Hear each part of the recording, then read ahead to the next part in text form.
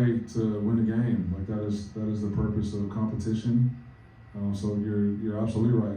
We're excited to go play, to go compete, and you know it's been fun already prepping and game planning against guys that you respect in this profession, and against players that you've got respect for that play the game.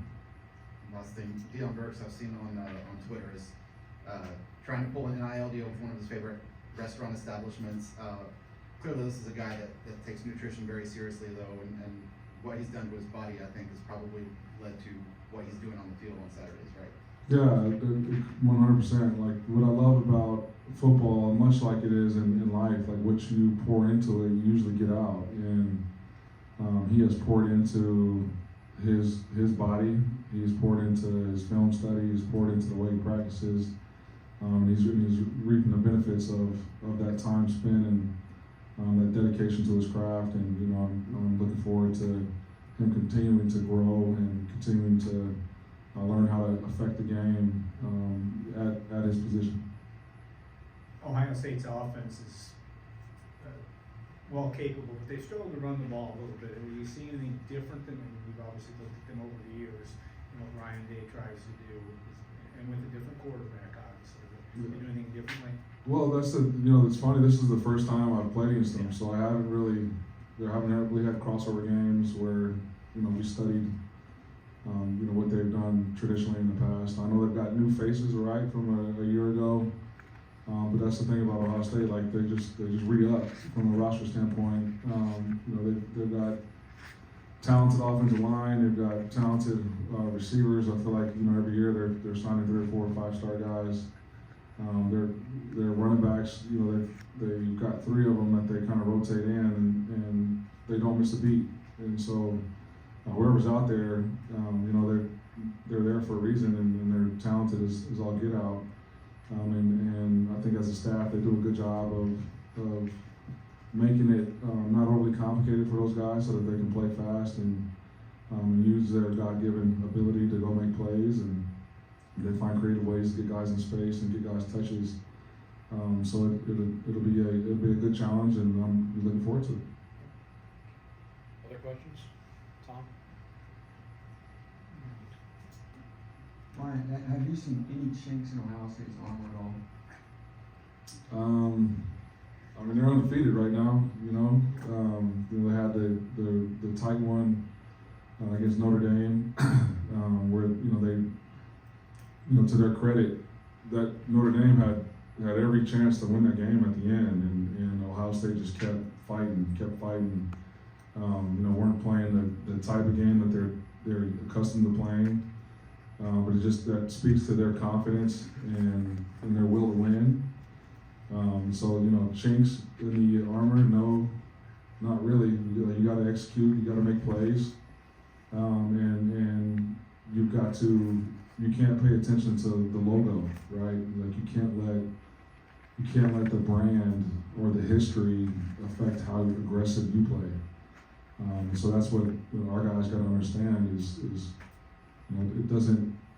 As long as we make it about us and how we execute, how we play the game, how aggressive our mentality, our mindset is, then you go play, you go compete, and you let the game play out and try to go win it. You can't walk into it and give them an edge from a mental standpoint just because they got a Buckeye on the back of their helmet. You know what I mean? So. That's why I love competition, and that's why I love football in particular.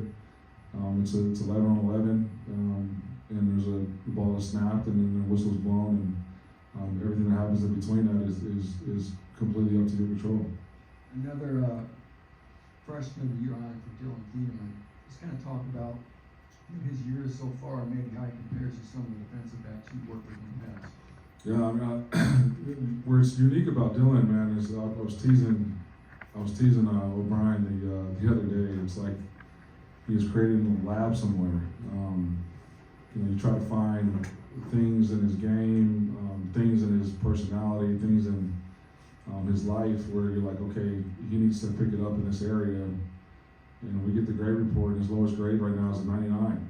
and so it's like, he take care of his body the right way. He practices the right, like every rep in practice, he's finishing on the ball carrier with his inside foot up and his hitting with the same shoulder, and he's wrapping up. And so you look at the game. Iowa's got the number 2 running back. He's talented as all get out, right, and made his return to play against us. And there's a play where we miss him to the flat from a schematic standpoint, and they give him the ball, and he's turning upfield, and Dylan, like he does in practice, finishes same foot, same shoulder, and like he catches the guy on the sideline, lifts him up, and puts him down. And I'm like, dude, that's a big running back, that's fast, and this is a true freshman that's playing confident that way, but he's confident because of the way he prepares. He's always in O'Brien's office, watching quarterback operation time, seeing who the deep threats are, getting formation tendencies, and then at practice he's calling it out. He's practicing full speed. You go in the weight room, and like Dylan could be in there by himself with a workout plan, and he's going to attack every rep with everything he's got with no supervision, because that's who he is. That's the way he lives his life. And so have I coached anybody like him before? No, haven't. Not at 18, not as talented as he is, not with the work ethic and the hunger that he has. So, if I was a betting man, I'd say he's got a long time to play football. And another true freshman who started in secondary last week, Derek Ryder. Just talk about how you think he held up. And speak of the challenge he's got this week with, of course, those Ohio State receivers. Yeah, really, I've loved his progression. My relationship with Duda, everybody calls him Duda, that's his nickname, started when he was going into his junior year at Jones High School. In Orlando, I coached Kirby Joseph, who was also a product of Jones. And, he ended up being a 3rd round pick and is starting for the Lions now. And Duda, much like Kirby, just in practice, loved playing football. He was a wideout at Jones, and you knew when it was one-on-ones, because Duda was yapping at the competition, and if you caught the ball, you were going to know about it. But just loved playing the game. And so when I saw that he was still available in the recruiting process, he qualified late, and people didn't know if he was going to qualify. And so I'm like, man, if we get him in the building and get some structure around him, I think this kid can really thrive. And so, sure enough, he gets here. He's 151, and that's soaking wet, 151. And already he's gained 20 pounds. What I love about him is he loves ball, and he's naive enough to where the stage is not too bright. He doesn't know any better. He just, he knows that there's a pigskin, and the object is to keep it from getting the end zone on defense and to get it across the line on offense. So I think the only play that he was pretty upset about was the dropped interception he had in the end zone. But he's been covering his tail off. He's really embraced playing corner. This is his first time he's ever played corner. And I think he'll have a long career here. God willing, he stays healthy and continues to thrive. I know you played a very good defense Saturday. Who's produced fewest yards they've gained this year. What can you do to get the offense back on track, you think? Yeah, if you looked at,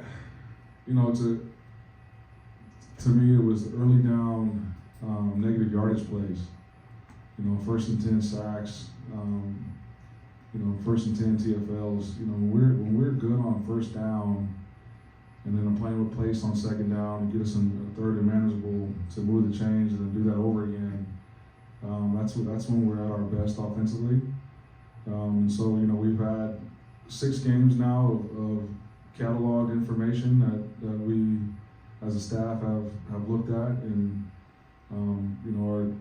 like I said to the staff at the start of the season, in my opinion, our staff's ability to adapt and to adjust to our roster and to who our opponent is throughout the course of the season will be in direct correlation with our success or our failures. And so, had some poignant conversations on Sunday as a staff and just about the direction that we need to head in order to close out these last 6 games the right way. and we are completely capable of doing so. I got every confidence and every belief that we're going to get it done. Maybe one more, yes. There's a couple other personnel ones. Ben Freehill, looks like he's still out. Looks like maybe he'll be back. Yeah, Ben Friel's out, and I'll wait on the scout or the injury report this afternoon to see if OC will be available. Any other Just on a couple things on Hudson Card. One on the interception, it looked like, at least on television, where I was watching it, that he might have dinged his shoulder a little bit. Is that, I mean, again, it's game 7, so the guys are dinged up. How's he doing there? And then maybe as a follow-up, maybe a separate question, just how, getting rid of the ball, and what are you working on from that standpoint? I mean, it seems easy when watching it, he's got to get rid of it, but there's some other factors that come into play. But how is that continuing to progress?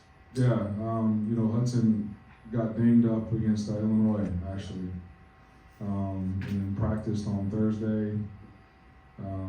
And the nature of his injury was one that he wasn't in harm's way of further damaging the injury, but it was going to be painful. And that speaks to his competitive spirit and his physical toughness. So every time he was out there and got hit like that, it didn't feel good, I promise you. So for him to go through the whole game and compete the way he did, I was proud of that fact. Obviously, there are plays that he would love to have back. He was very down after the game. I think it is a growing process, right? And I think he'll continue to mature and continue to grow. And one of the areas we talked about is like not taking sacks on early downs or in the red area, right, to get you out of field goal range. And I think as a staff, we can also help him out in that area and give him better answers and put him in scenarios where the ball is designed to get out quick. And so that's one of the things that we've looked at that we need to adapt and adjust to give our quarterback the best chance to be successful on Saturdays. Any more questions for Coach? All right, thanks, Coach. Thanks, everyone. Thank you.